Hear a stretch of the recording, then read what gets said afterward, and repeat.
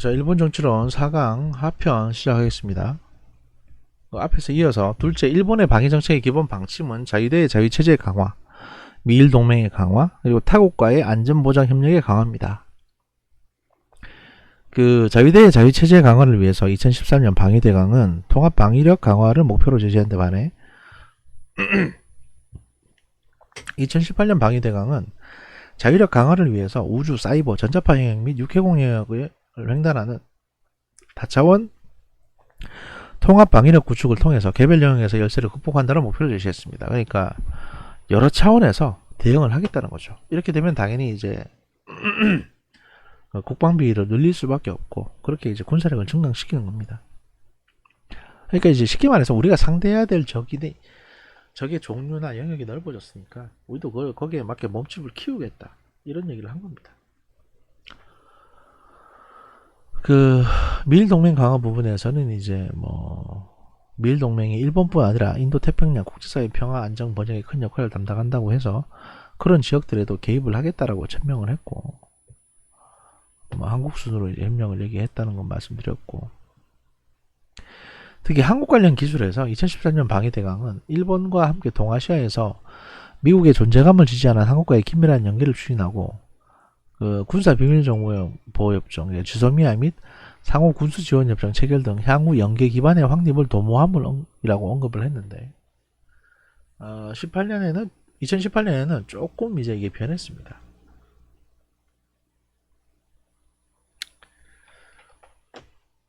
세 번째, 방위력 강화를 위한 우선사항으로 2013년 방위대강은 남서지역 및 도서방위태세의 강화를 제시하고 있는 데 반해 2018년 방위대강은 우주를 활용한 정보 수집 능력 향상 및 감시체제 구축, 사이버 방역 능력 구축 등을 얘기를 했습니다.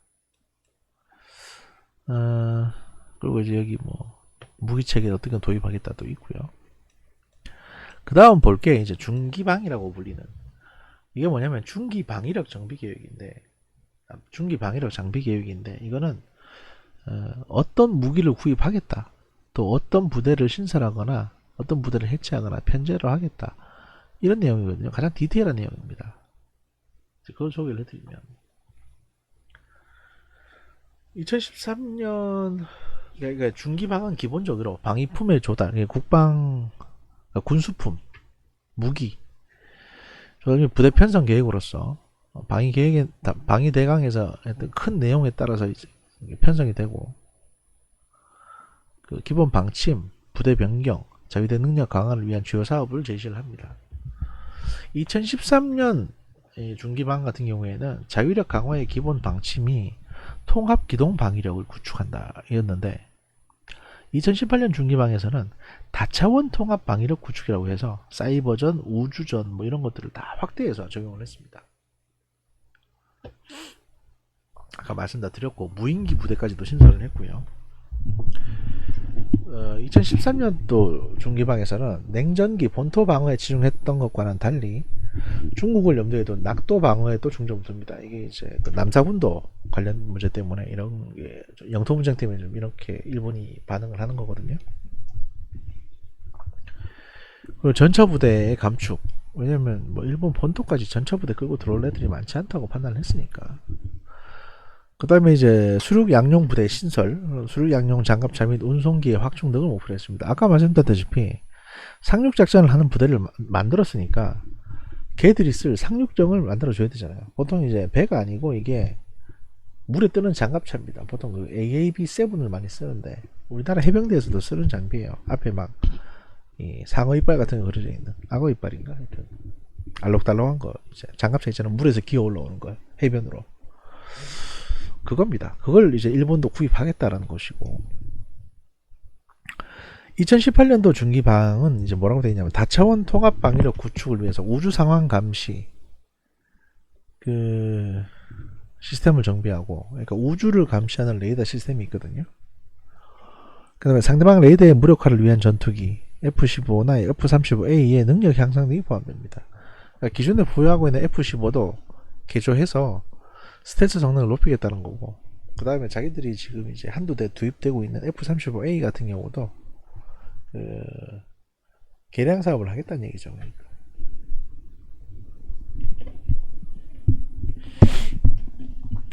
세 번째, 2013년 중기 방위력 정비 계획의 예산은 24조 6,700억 엔. 그러니까 대충 퉁쳐서 24조라고 합시다. 뒤에 다 빼고. 근데 2018년 예산은 27조. 그러니까 한 3조 가량이 이제 2조에서 3조 가량이 이제 증가했죠. 이게 근데 최대 규모라고 합니다. 이게 말은 2조 엔인데 이거 우리나라 돈으로 하면 20조가 늘어난 겁니다. 그러니까 2018년도 일본 방위 예산이 270조예요. 우리나라 예산이 500조가 좀 넘는데 우리나라 예산의 절반을 일본은 방위비로 쓰고 있는데 좀 그러네요. 이것도 보니까 뭐 이만큼 돈 들어갈 때가 있나 싶기도 하고. 그래서 이제 총괄에서 보면 2018년에 개정된 방위대강 및 중기방의 특징이 뭐냐 여기서 분석을 해서 보면 2018년도에 이제 대강에는 중국, 북한 순으로 위협에 치명적인 위협을 주는 세력의 순서가 변화되어 있습니다. 그래서 중국을 견제하는 목적이 좀 커졌고요. 그 다음에 2018년 방위대강은 중국의 위협을 강조하지만 상호 이해 및 신뢰관계 증진, 다층적 대화, 그리고 중일 방위 당국 간의 해공 연결 메커니즘 구축 등을 통해서 중국과의 안보 협력을 강화할 예정이라고 밝히고 있습니다. 한편 일본의 안보 환경에 대한 위협으로서 북한 문제가 2013년도에도 그리고 2018년도에도 여전히 중요한 요소로 자리 잡고 있는 건 사실입니다. 뭐 그럴 수밖에 없는 게 달라진 게 하나도 없으니까요. 지금도 마찬가지고 핵무기는 그대로 있고 북한은 전혀 변하지 않았습니다. 근데 우리끼리 뭐 잘했네 어쩌네 냉면 먹고 와가지고 북한이 변했네 이렇게 자축을 하다가 지금 사단이 났죠. 하여튼 뭐 그런 상황입니다.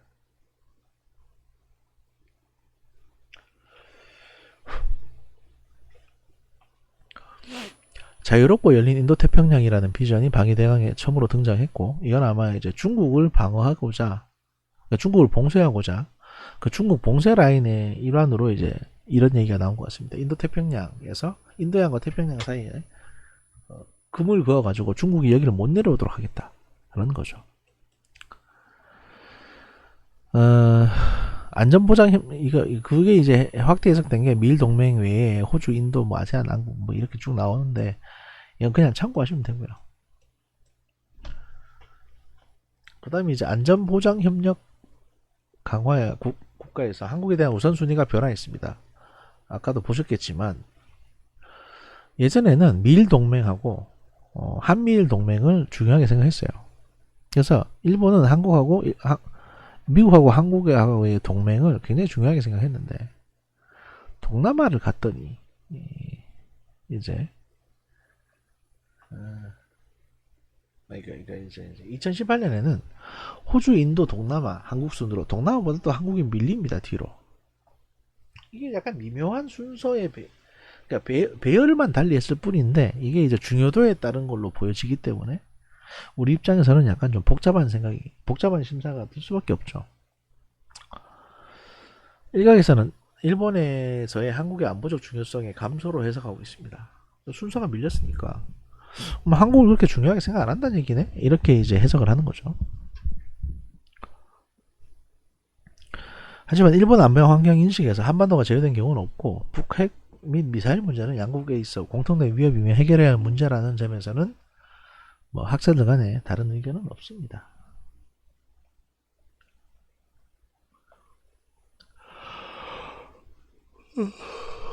그리고 일본은 이제 2013년 방위대항에서 2011년도에 지소미아를 체결하려고 했죠. 이명박 정부가. 근데 그게 불발했고 2014년도에 아직 체결되지 못했었습니다. 그러니까 일본이 한국에 대해서 할 말은 많은데 발언을 좀 자제하는 추세였죠. 중요하긴 한데 지소미아도 체결 못하고 실패했으니까 지나간 얘기 해서 뭐 하겠냐 이런 어떤 마인드였는데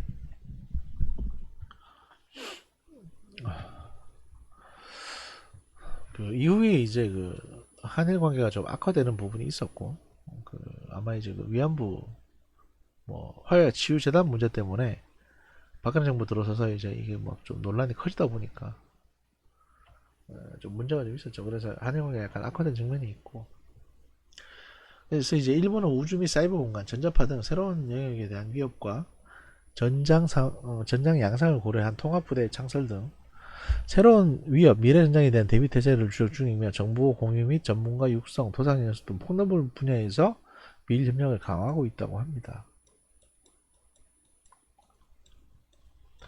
그러니까 총괄적으로 봤을 때 일본 안보정책 변화의 특징을 분석을 해보면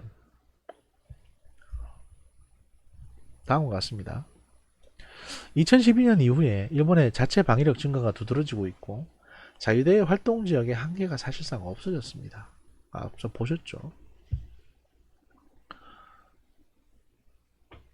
그래서 이제 뭐 여러가지 이렇게 제정된 안보조 법제 성립 이런 것들로 인해 가지고 제3국의 무력 공격이 가해지어서 일본이 좀, 야, 우리가 좀 위험해지는데? 라는 판단이 들면 바로 미국 도와서 공격을 할 수 있도록 결정이 된 겁니다.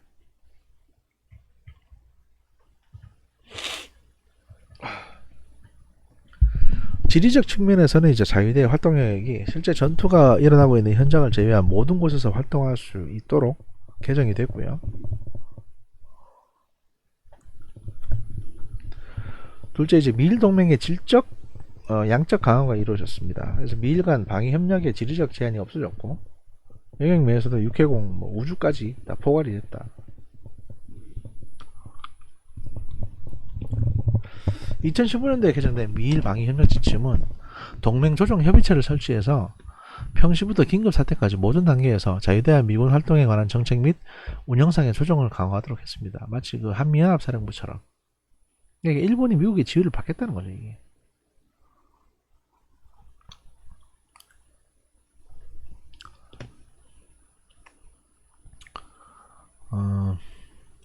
그다음에 대비 후방 지원이 필요한 상황은 지리적인 것에 한정할 수 없다는 규정을 둠으로써 미일 협력의 범위 제한을 삭제했습니다. 그러니까 영토적인 범위. 일본 영토에서만 문제 생겼을 때 한다. 또 미국 영토에서 문제 생겼을 때 한다. 얘들 이렇게 묶여 있었는데 이제는 어디든지 누가 나를 공격하면 개입을 할 수 있다로 바뀐 거죠.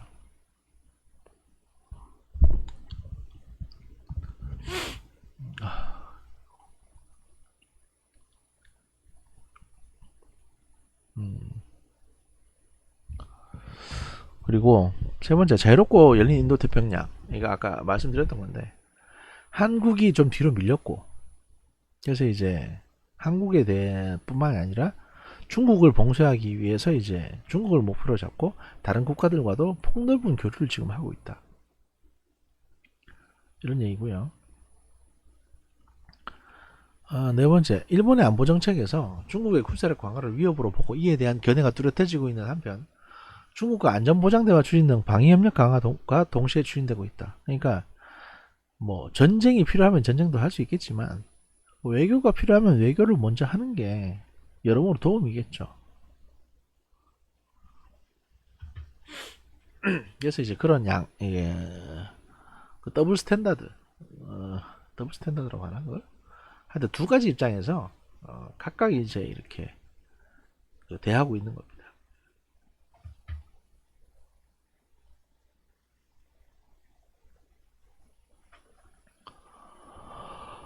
그 2018년 방위대강은 중국의 위협은 강조하지만 상호 이해 및 신뢰관계 증진, 다층적 대화, 중일 방위 당국 간의 해공 연결 메커니즘 구축 등을 통해서 중국과 안보 협력을 할 것을 밝히고 있다라는 거고요. 그래서 이제 이렇게 쭉 앞선 보고서들을 개괄적으로 저희가 검토를 해봤고, 이제는 이제 주요 쟁점별로 어떤 쟁점들이 있는지 이런 것들을 분석을 좀 해보려고 합니다. 그러니까 이제 뭐 대체적으로 이제 뭐 돈 문제, 그 다음에 군대 문제 이런 것들이 쟁점이 될 텐데,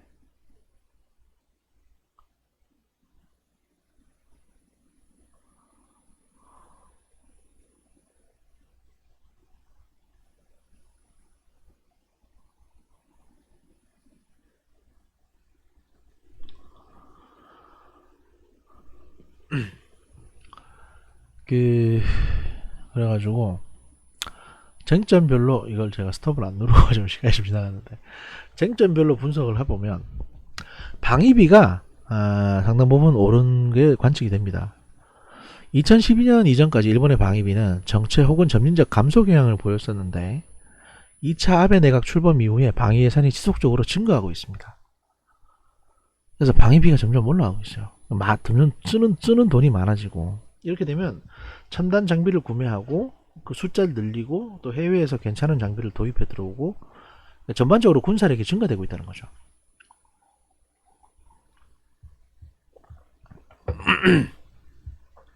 그래서 아베 내각 출범 직후 2013년에 그 후쿠시마 사고로 그렇게 안 좋은데도 불구하고 11년 만에 방위비가 증가하게 됐고 매년 증가하고 있어요. 2019년 일본 방위비 예산은 5조 2,574억 엔, 그러니까 이제 한 50조 정도 됩니다. 그래서 과거 최대 액수로서 연속 8년간 방위비가 증가를 하고 있습니다. 아까 앞서 말했던 국제 대응 예산까지 포함하면 훨씬 더 높아지는 숫자죠. 이건 여기 방위 예산은 순수한 방위, 그러니까 국방비로 들어가는 예산을 말하는 거고, 앞서 말씀드렸던 이제 250조 되는 돈은 일본이 이제 안보를 위해서 사용하는 1년에 안보를 위해서 사용하는 예산 전체를 얘기합니다. 그러니까 뭐 우주 개발 예산, 사이버 전 예산, 그 다음에 이제 뭐 해양 안보 관련해서 외교 관련 쪽 예산, 그러니까 안보를 위해서 사용하는 예산 모두를 다, 또 미군 지원하는 예산 다 포괄해서 250 정도 된다는 얘기고요.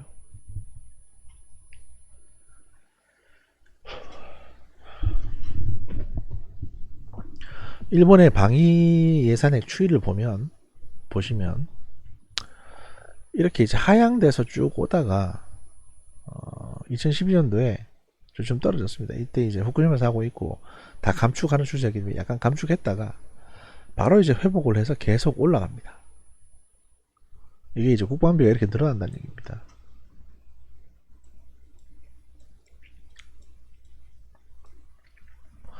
(2020년에) 배정된 그 일본의 방위비 국방비 예산의 특징으로는 우주 및 사이버 등 새로운 영역에서 방위체제 강화를 위해서 2020년 항공자위대에 우주감시 전문 부대를 신설했고, 육상자위대에 80명 규모의 전자전 부대를 신설을 했습니다. 그래서 이런 분들의 이제 인건비가 다 책정이 됐을 테고요. 뭐 교육 비용, 훈련 비용 이런 것들이 다 포함되게 됩니다. 이렇게 되면 장비는 스텔스 전투기 F-35B, 그러니까 수직이 착륙되는 6대를 구입을 하는데 8천억을 썼고, 그 호위함 이즈모의 항공모함 수리비 310억 원을 썼고, 육상 배치학 요격 미사일 시스템의 이지스 어쇼 2기분의 미사일 발사대 비용 그 1200억 정도를 계상을 했습니다. 근데 이제 이지스 어쇼 시스템은 그러니까 궁극적으로는 개발 안 하겠다고 했거든요. 그러니까 이제 중간에 개발하다가 그냥 중단하겠다고 했기 때문에 여기에 들어가는 이 1200억 정도는 이제 굳을 가능성이 있어요. 안 쓰고, 아니면 이 돈으로 미사일을 사가지고 기존에 이제 그 23에 배치하거나 뭐 이럴 수는 있겠죠. 일본의 방위비는 그 1976년 11월 5일 가기에서 결정된 당면의 방위력 정비에 대하여에 따라 해당 연도 국민 총생산의 1%를 넘지 않도록 하고 있습니다.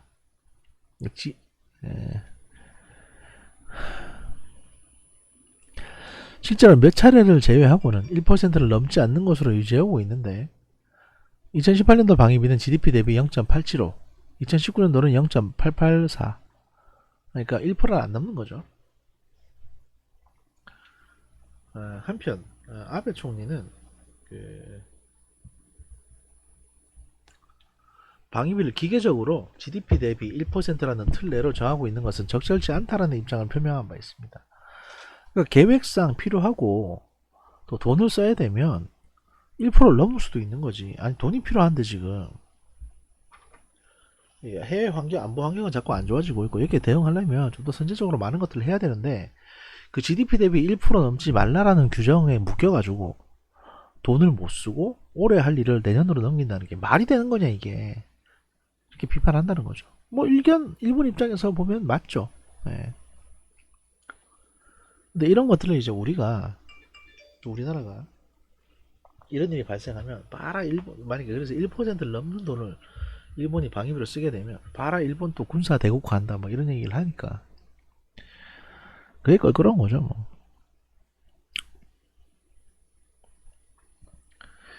세계평화연구소, 이게 제가 알기로는 이게 스톡홀름에 있을 겁니다 아마. 세계평화연구소가 2017년 1월 발표한 보고서는 보다 자립적인 방위력 정비가 필요하다는 내용으로 GDP 대비 1.2%를 목표로 방위비를 인상해야 한다고 밝히고 있습니다. 1.2%가 되면 얼마가 되냐? 대체적으로 뭐 계산은 뭐 다음번에 또 보여드릴 게 있을지 싶습니다. 지금 1.2% 넣어서 계산하는 게 좀 그러네요. 근데 아마 이게 1.2%면 대략적으로 보면 여기서 이제 5조니까 그러니까 50조니까 한 60조 정도 되겠네요. 그러면 그죠? 50조니까 60조에서 이제 62조 정도 되는 돈이 되지 않을까 싶네요.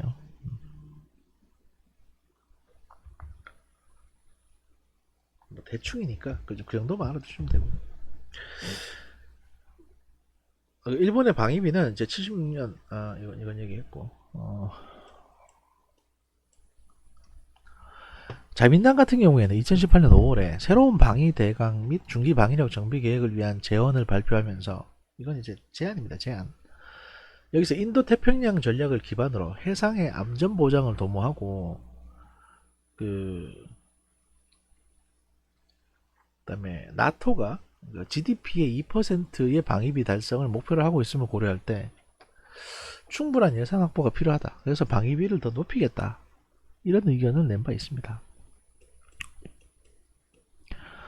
뭐 미국이 자꾸 이제 일본한테 좀 더 많은 기여를 해라. 그리고 미국적 무기 좋으니까 많이 사라. 이런 식으로 하니까 일본도 여러 가지 그 외교적인 사안들을 고려했을 때 뭐 그렇게 하는 게 낫겠다라고 판단을 한 거겠죠. 이건 뭐 아베 혼자서 판단한 건 아니고 일본 정부가 전체가 그렇게 판단을 한 거고. 만약에 트럼프가 이제 그 연입에 재선에 성공하든 아니면 이제 다른 뭐 민주당 그 후보가 대통령이 되든 간에 미국이 일본에 대해서 이렇게 요구하는 부분은 크게 달라지지는 않을 걸로 보입니다. 그러면 일본의 새로운 총리 스가 총리도 미국의 이런 요구에 그냥 순순히 응할 수밖에 없다. 왜냐면 뭐 다른 이슈가 있는 것도 아니고 하니까.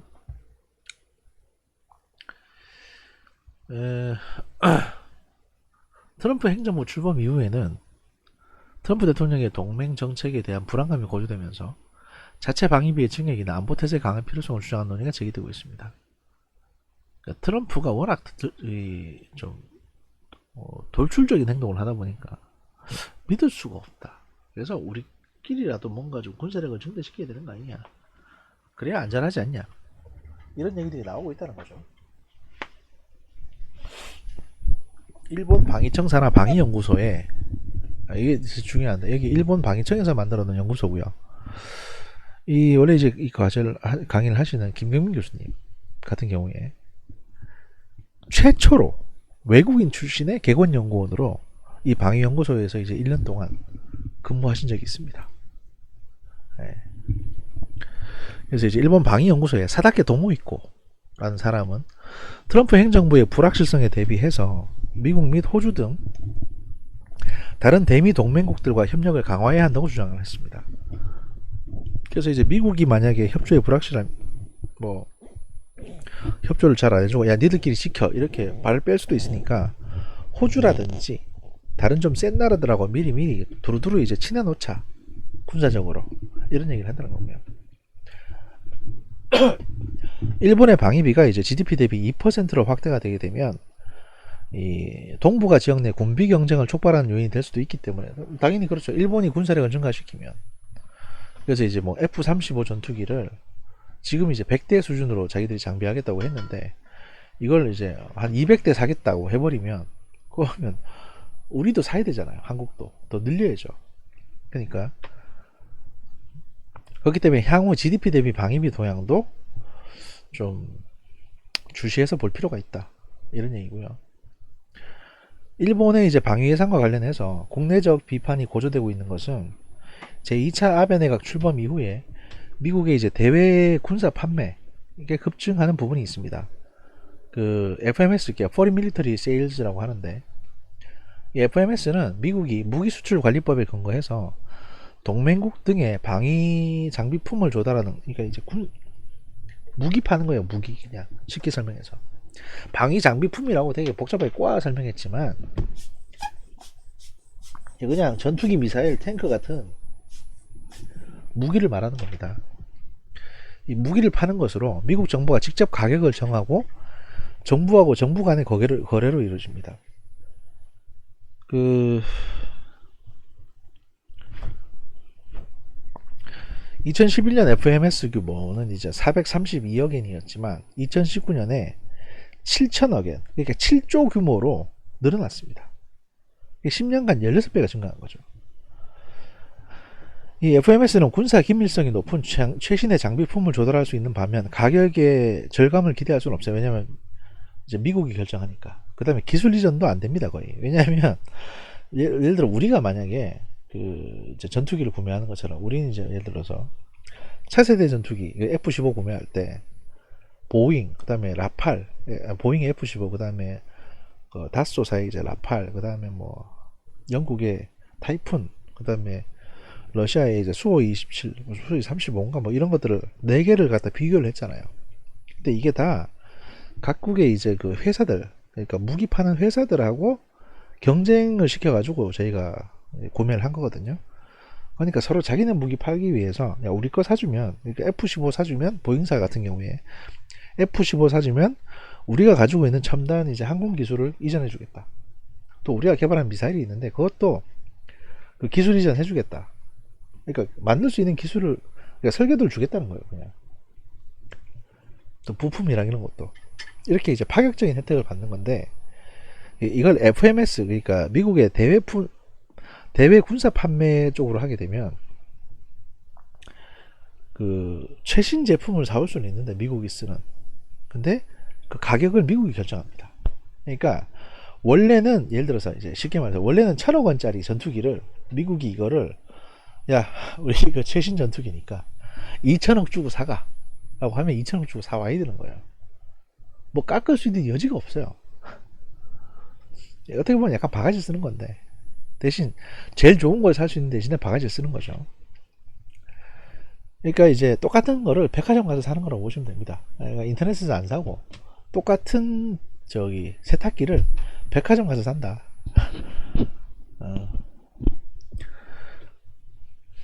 일본 국내 방위 산업 기술이 안 되니까 일본 국내 방위 산업에 그 이제 뭐 방위 기술 기반의 세태가 오래된다. 이거 방위 산업에 전혀 도움이 안 된다. 그 다음에 고액의 장비에 대한 분할 상환으로, 예를 들어서 이걸 일본도 이거를 일시불로 못 사고 할부로 사거든요. 카드 할부처럼. 그러니까 미래의 방위비 증가 및 재정 압박의 요인으로 작용할 수 있기 때문에 문제가 된다. 그러니까 미리 지금 샀지만 예를 들어 이걸 뭐 10년 할부로 끊으면 10년 내내 이게 누적되잖아요, 돈이. 그러니까 그런 문제가 있다는 거고. 여기 재밌는 게 하나 있는데, 요미우리 신문이 2018년 12월에 실시한 미일 공동 여론조사에 따르면 일본 응답자 중에 미국을 믿는다라고 응답한 사람이 30%, 미국 못 믿겠다라고 얘기한 사람이 55%, 그 다음에 대답할 수 없다라고 얘기한 사람이 15%.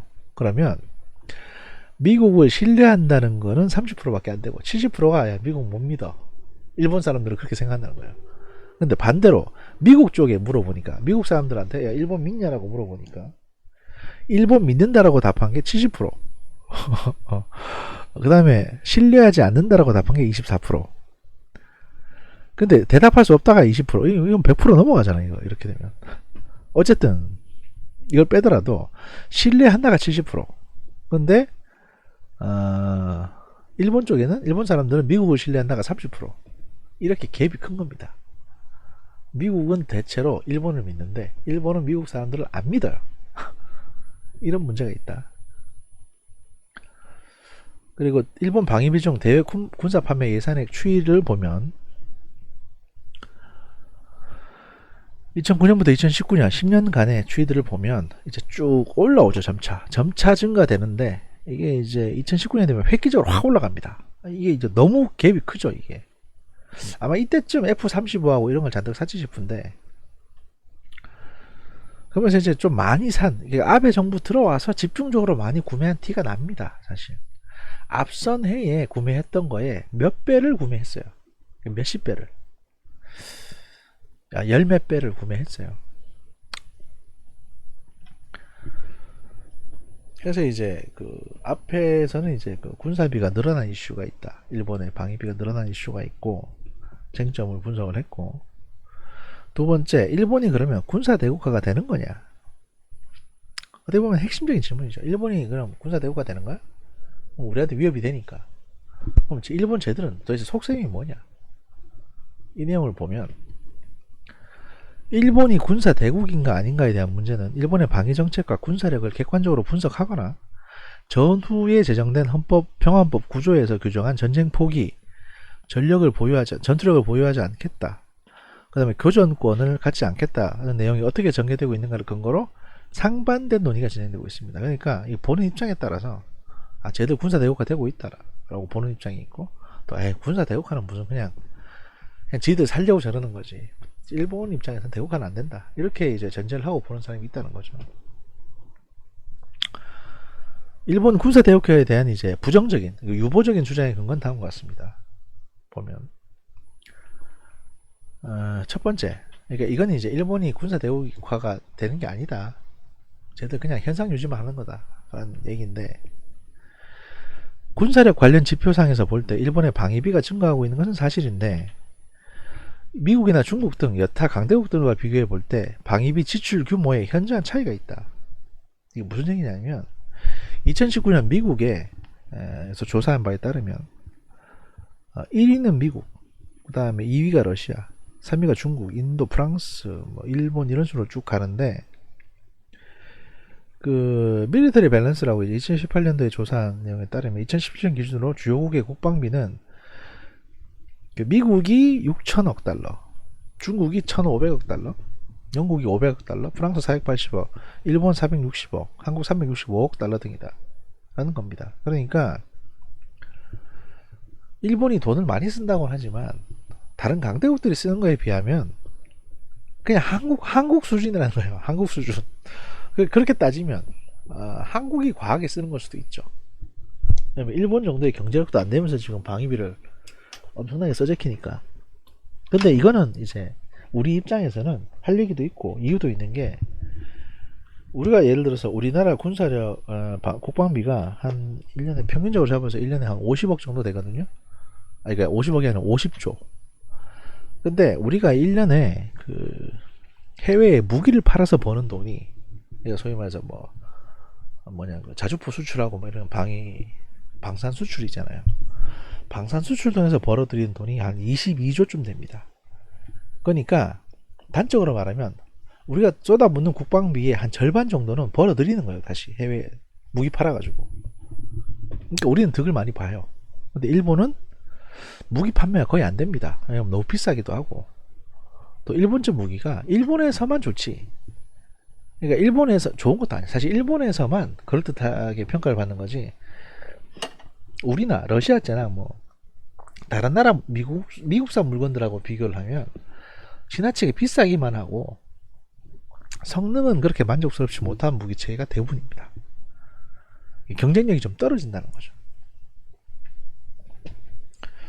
그런 부분이 있고, 둘째, 일본의 인구 구조 및 재정 상황에 비추어 볼 때 향후 일본의 군사 대국화는 현실적으로 어렵다는 의견이다. 그러니까 인구도 점점 줄어들고 있고, 그 다음에 그 부채가 늘어나고 있거든요. 부채가 지금 몇천 %라고 하죠. 근데 이게 대부분 국채니까 상관없는데, 현재 일본 전체 인구의 28%, 약 30%가 65세 이상의 고령자입니다. 이거 심각한 문제입니다. 이게 심각한 문제예요. 그러니까 인구의 쉽게 말하면 인구의 한 30%가 60살 넘은 은퇴자들의 얘기입니다. 그러면 1억 총 활약이라고 했을 때, 아직 1억이라고 한다면 실제로 노인들이 3,500만 명쯤 된다는 얘기예요. 노인네가. 이건 그냥 뭐 복지로 이렇게 보조해 줘야 되는 사람들이니까 연금 또 고액의 연금을 받는 사람들이고. 그래서 뭐 의료보험이나 이런 사회보장비의 급증은 불가피하고요. 더욱이 재정의 32%를 일본 지금 정부가 쓰고 있는 이제 재정의 32%를 국채에 의존하고 있거든요. 그러니까 채권을 팔아가지고 일본이 발행해서 뭐 일본 사람들이 국채를 사주기도 하는데 거기 의존하고 있으니까 이거 돈을 그렇게 많이 벌어서 마음대로 펑펑 쓸 수 있는 환경도 아닙니다. 다 빚이란 얘기예요. 빚.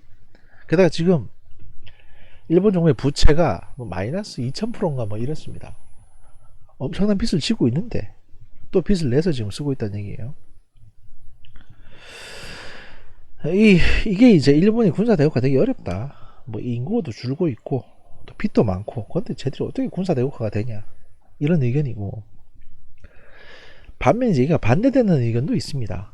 뭐냐면 일본의 군사 대국화를 주장하는 의견 다음을 근거로 합니다. 뭐냐, 1990년대 후반 이후에, 그러니까 이제 96년 7년 이때쯤부터 일본 정부가 택하고 있는 방위 정책이 평화 국가로부터의 일탈을 보이고 있다. 예전에는 그냥 전쟁 안 하고 그냥 양처럼 순하게 살겠다는 거였는데 이것들이 점점 군사력을 증대시키고 국방비를 증대시키고 있다는 거죠.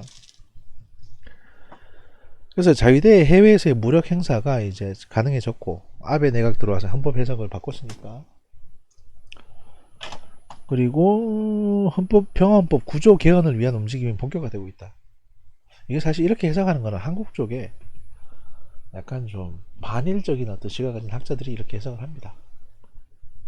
근데 저는 사실 앞선 이 일본은 군사 대국화가 되기가 어렵다 쪽에 좀 무게를 두고 있는 사람이고, 일본이 군사 대국화를 향해서 가고 있다는 쪽은 저는 사실 그건 그렇게 보진 않아요. 근데 이제 일단 주장을 소개하자면 뭐 그렇게 하여튼 주장하는 두 번째 이유는 일본의 방위비가 지속적으로 증가하고 있고 육해 공군의 전력 강화가 추진되고 있으며 2018년 말에 육상자위대의 지휘체계가 일원화되면서 실질적인 전투력을 발휘할 수 있는 군대가 되었다는 점을 근거로 제시합니다. 그러니까 이제 통합지휘체계가 완비되면서 이제는 강력한 군사력을 활용해서 전투를 할 수 있는 부대로 탈바꿈했다, 이렇게 주장을 하는데 사실 그게 그렇지가 않습니다. 저희가 밀떡이 입장에서 봤을 때 일본 자위대는 아직 멀었어요. 한참 멀었습니다. 여튼 그런 상황이고, 2018년에 개정된 이제 방위대강은 일본은 평화법 하에서 전수방해의 원칙을 철저하게 지키고 다른 국가에 위협을 주는 군사대국이 되지 않는다는 기본 원칙을 지킨다라고 명기하고 있지만 일단 그건 적어놨죠. 일본은 계속 그걸 주장하고 있습니다.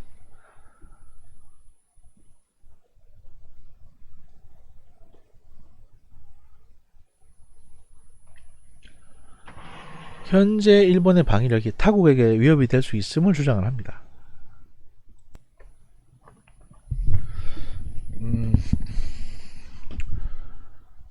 그 2018년에 이제 뭐 위협을 주지 않는다고 했고, 일본의 방위력이 타국에게 위협이 될 수 있음을 주장을 하는 거죠. 그렇게 자위대의 방위력에 대한 이제 여론을 보면 이게 이제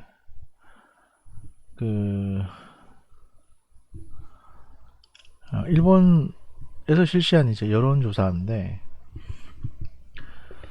방위력 강화 여론이 증가하고 있습니다. 그러니까 현재 수준의 방위력을 유지하는 것을 선호한다는 의견이 60% 이상. 그러니까 진짜 이렇게 전반적으로 이게 현상 유지, 강화해야 된다가 올라가고 축소해야 된다는 의견이 점점 낮아지고 있죠. 그러면 이제 이거를 보면 전반적으로 방위력은 강화해야 된다는 추세로 여론조사가 되고 있는 겁니다. 2017년 조사에서 한정해서 볼 때 미일 안전보장조약이 이제 일본의 평화와 안전에 도움이 되고 있다는 의견이 82%, 도움이 되지 않는다가 이제 11.5%니까 미일 동맹에 대해서는 의존이 강한 것을 알 수 있고요. 일본 국내에 이제 그 중국의 군사적 부상에 대한 위협 인식, 그리고 트럼프 행정부의 동맹 정책에 대한 일본의 국내 불안감의 고조, 그리고 미국의 대외 군사 판매 증가 등을 고려해서 볼 때 일본의 방위 예산 증가는 계속될 것으로 보이고, 다만 일본의 인구 구조, 재정 상황, 방위비 증가에 대한 국내의 저항 등을 고려할 때 일본이 군사 대국을 목표로 급격히 방위비력 확대를 도모하기는 어려울 것으로 관측은 되지만, 기본적으로 일본이 하고 있는 짓은 군사력 증대고 군사 대국으로 가고 있는 거다, 이렇게 이제 보는 거죠. 일본을 의심하는 눈으로 보는 사람들은 그렇다는 겁니다. 그래서 일본의 군사력이 증대되고 있냐 아니냐를 볼 때 이렇게 두 가지 관점이 있다는 거고, 그 다음에 집단적 자위권 행사 이슈가 있는데요. 아베 내각은 2014년 7월에 헌법 해석을 변경을 통해서 집단적 자위권 행사를 허용을 했습니다. 그래서 할 수 있다. 중의원 심의 과정에 참여한 헌법학자 3명은 평화헌법 구조가 개별적인 자위권만을 허용하고 있다는 점, 그리고 준유사시 자위대 후방 지원 활동이 사실상 무력 행사와 일체화될 수 있다는 점, 그리고 이제 헌법 구조가 해외에서 무력 행사를 금지하고 있다는 점 등을 들어서 이번에 안보법제가 위헌이라는 의견을 내놨습니다. 그래서 일단 일본 내에서도 의견이 분분한 거예요. 이렇게. 또한 헌법 해석의 변경에 대해서는 헌법은 국가 권력을 제한하고 있는데, 제한당하고 있는 권력이 내각의 결정으로 개헌에 상응하는 해석 변경을 하는 것은 이거 위헌 아니냐, 입헌지 입장에서 인정할 수 없다는 비판이 제기되기도 합니다. 왜 해석을 네 맘대로 하냐 이거죠. 그것도 니네 유리한 대로, 이런 겁니다.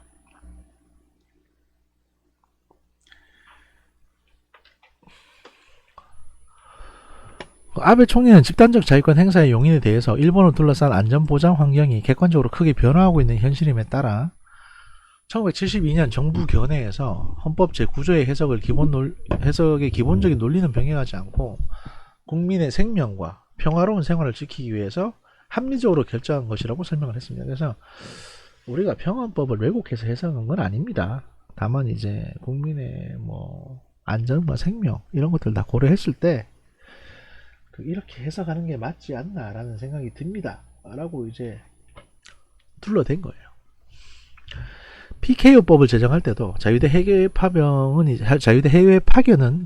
위헌이라는 의견이 있었지만 현재 많은 국민이 이해하고 있다는 인식을 필요합니다. 그러니까 여론이 이걸 하자고 하니까, 또 여론 다수가 찬성을 하니까 위헌적인 요소가 있어도 국민들이 다 원하면 할 수 있는 거 아니냐, 이런 식으로 이제 좀 두리뭉실하게 넘어가려고 하는 거죠.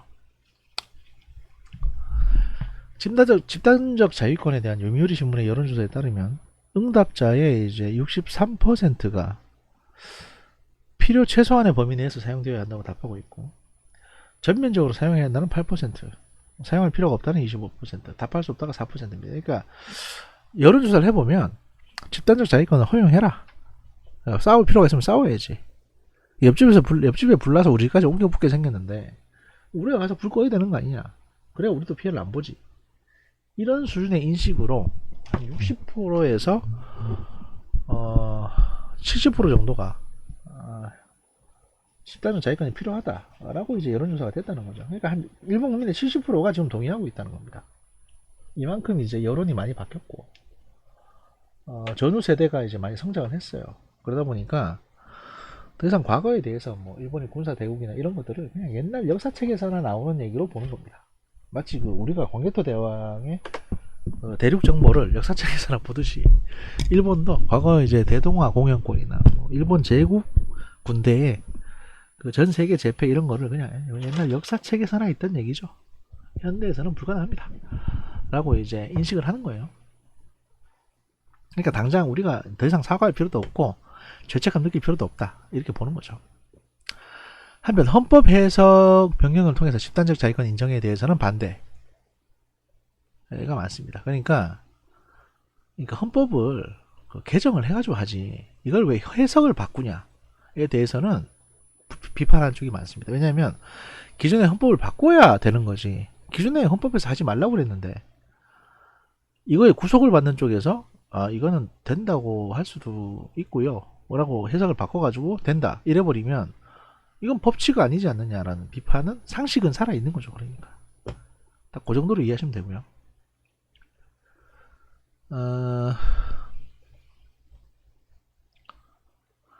그다음에 전수방위 원칙의 실질적인 수정 부분. 그러니까 전수방위를 하고자 했는데 이걸 바꿨다 애들이. 이 내용을 보면 2018년 4월에 국회 참의원 결산위원회에서 아베 총리가 일본 방위의 기본 방침인 전수방위에는 전혀 변화가 없다. 근데 이제 자위를 위한 필요 최소한도의 실력만을 보유한다는 것에도 변함이 없다라고 확인을 했습니다. 그러니까 우리는 평화법을 계속 지키고 있다라고 전명을 한 겁니다. 다만 방위 장비 기술의 발전으로 공격을 받으면 이를 피하는 것이 어렵기 때문에, 왜냐면 군사력이 점점 증가되니까, 군사 기술이 발전되니까 그 결과 먼저 공격하는 쪽이 압도적으로 유리하다. 그래서 만약에 저쪽에서 우리를 공격할 것 같으면 우리가 먼저 공격하는 게 방어다. 이런 기발한 논리를 제기합니다. 그 얘기예요, 이게 바로. 야, 먼저 공격받으면 이걸 피하는 게 어렵고, 그러니까 선빵을 날리면 그걸 한 대 맞으면 그걸로 끝나는 거야, 전쟁은. 그러니까 맞기 전에 먼저 때리는 게 방어 아니냐? 이렇게 이제 약간의 미묘한 해석을 하는 거죠. 2018년 개정된 방위대강은 일본은 평화법 하에서 전수방위 원칙을 철저히 지키고 타국에 위협을 주는 군사대국이 되지 않는다는 기본 원칙에 따라 문민 통제를 확보하고 비행사원칙을 준수하는 기본 방침을 준수해 왔으며 향후에도 변함이 없다고 밝히고 있습니다. 하지만 2018년에 개정된 방위대강은 실질적인 전수방위 원칙의 수정 및 적기지 공격 능력의 보유에 해당하는 내용을 담고 있기 때문에 국내외에서 논란이 되고 있습니다. 니네 뭐 하려는 거냐, 이런 말을 듣고 있는 거예요. 2018년에 개정된 방위대강의 최대의 쟁점은 항공모함 이즈모, 그러니까 헬리콥터 탑재 호위함인 이즈모를 F-35 전투기가 이제 활용이 가능한 항공모함으로 바꾸는 겁니다. 일본 정부는 자위를 필요한 최소한도의 실력을 보유하는 것을 금지하진 않으나 타국의 국토를 파괴하기 위해서 사용되는 무기는 보유하지 않는다는 입장을 견지해 왔는데, 그래서 이제 대륙간 탄도미사일이나 항공모함은 공격을 위한 목적이니까 보유가 허용되지 않는 것으로 해석해 왔는데, 항공모함을 보유한다는 거죠 이제. 그러면 평화법 위반 아니냐? 이런 해석이 나오는 겁니다. 그래서 이제 이즈모의 항모화에 대해서 일본 정부는 이즈모는 다기능 호위함으로서 항공모함이 아니다, 그냥 호위함이다. 사실 말장난이에요 이게. 평소에는 헬기를 탑재하고 유사시 항공 공격에 대한 대처, 경계 감시, 훈련, 재해 대처에 한정돼서 전투기를 탑재하기 때문에 일본 정부 기본 입장에는 변화가 없다고 밝히고 있습니다. 그러니까 이게 이제 쉽게 말하면 우리가 무기를 보유하지 누굴 공격하기 위한 무기를 보유하지 않겠다. 그래서 큰 이제 장검, 이게 왜 칼집에서 뽑아서 장군들이 들고 다니는 큰 칼 있잖아요. 이거는 구입하지 않겠다고 했어요. 그래서 우리는 지금 식칼만 갖고 있는데, 식칼만 가지고 있다는 거예요. 그러니까 음식 요리를 위한 칼만 보유하고 있다고 했는데, 그 칼 중에 그 참치 해체할 때 쓰는 긴 장검 같은 게 있습니다. 여러분 이제 인터넷 뒤져보시면 참치 해체할 때 큰 칼로 이렇게 해체를 하거든요. 그냥 사무라이 칼처럼 생겼어요, 일본도처럼. 다만 용도가 참치 해체할 때 쓰는 겁니다. 그런데 일본이 큰 장검을 하나 사가지고, 야, 이거 참치 해체할 때 쓰는 거야 라고 주장을 하는 거예요 지금.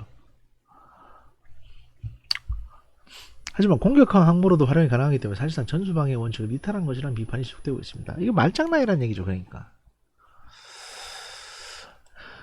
근데 이거는 항공모함의 보유는 어른들의 사정이 있습니다. 또 미국이 이제 푸시하는 측면도 있고 하니까, 이거 일본 입장에서도 하기 싫어도 어쩔 수 없이 하는 부분도 약간 있어요. 그건 이해를 해줄 필요가 있습니다. 이거 나중에 제가 아마 설명할 기회가 있을 거라고 제가 생각이 되는데, 이와 연관돼서 최근 수년간 북한의 핵미사일 위협이 고조되면서 일본 정부 내에서 상대가 미사일을 발사하기 이전에 상대의 기지 등을 선제 공격하는 능력을 의미하는 적기지 공격 능력을 보유할 필요가 있다는 논의가 계속 제기되어 왔고, 그래서 사실 필요하다. 일본 정부는 법리상 문제로서는 다른 수단이 없다. 이제 하는 경우에 한해서 이제 적의 유도탄 등의 기지를 타격하는 것도 헌법이 인정하는 자유의 범위에 포함된다라고 해석을 했습니다. 이것도 웃긴 얘기지만, 제가 나를 때릴 것 같으니까 내가 먼저 때리겠어, 이거잖아요. 2019년 2월 아베 총리는 적기지 공격에 대비해서 미일 역할의 분담에 대해서 미국의 타격력에 의존하는 것이며 향후에도 이러한 미일 간의 기본적인 역할 분담을 변경하지 않겠다고 언급했는데 그건 뭐 그때 돼봐야 아는 거고. 일본 전투기가 딱 봤을 때 먼저 공격할 수 있으면 공격하는 거죠 뭐. 2018년에 개정된 방위대항에서는 스탠드오프 미사일 정비는 적기지 공격 능력이 아니라 낙도 방위용으로 기술됩니다.